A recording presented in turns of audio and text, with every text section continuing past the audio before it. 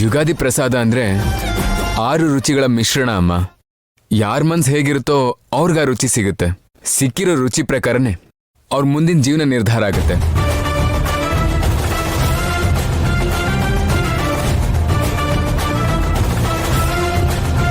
ಹಾಗಾದ್ರೆ ನಿನ್ ಮಾತಿನ ಅರ್ಥ ಏನು?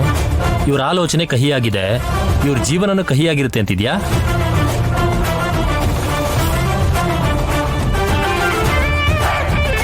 ಅಷ್ಟೇ ಅಲ್ಲ, ಗುರುಗಳು ಹೇಳಿದ ಮಾತು ನಮಗೆ ಇಂಪಾಗಿ ಕೇಳಿದ್ದಕ್ಕೆ ಈ ಪ್ರಸಾದ ಕೂಡ ಸಿಹಿಯಾಗಿದೆ.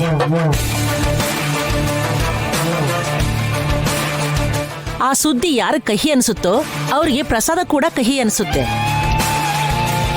ಬೈರಿ, ಬೇಕು ಅಂತಾನೆ ನನಗೆ ಹೀಗೆಲ್ಲ ಮಾಡಿ ನಿಮಗಿಷ್ಟ ಬಂದ ಹಾಗೆ ಬೈರಿ.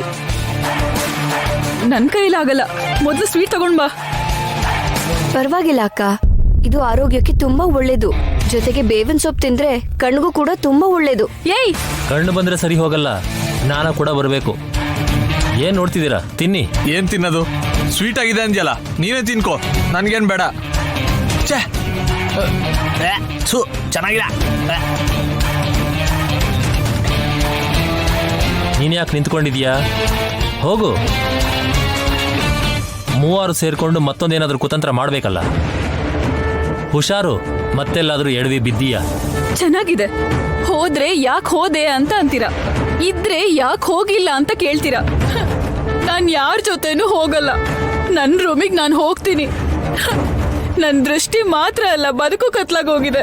ಊರ್ಮಿಳಾ, ಲಕ್ಕಿ ಹಾಗೆ ಹೇಳ್ದ ಅಂತ ಬೇಜಾರು ಮಾಡ್ಕೋಬೇಡ. ಯಾಕೆ ಹಾಗೆ ಹೇಳ್ದ ಅದರಲ್ಲಿರೋ ಒಳ ಅರ್ಥನ ತಿಳ್ಕೊಳಕ್ ಪ್ರಯತ್ನ ಮಾಡು. ಆಗ ಯಾವ ದುಃಖನೂ ಆಗಲ್ಲ. ಅಲ್ಲ, ನಿನ್ನ ಯೋಚನೆ ಬದಲಾದ್ರೆ ಅವನಾದ್ರೂ ಯಾಕೆ ಹೇಳ್ತಾನೆ ಊರ್ಮಿಳಾ? ಯೋಚನೆ ಮಾಡು.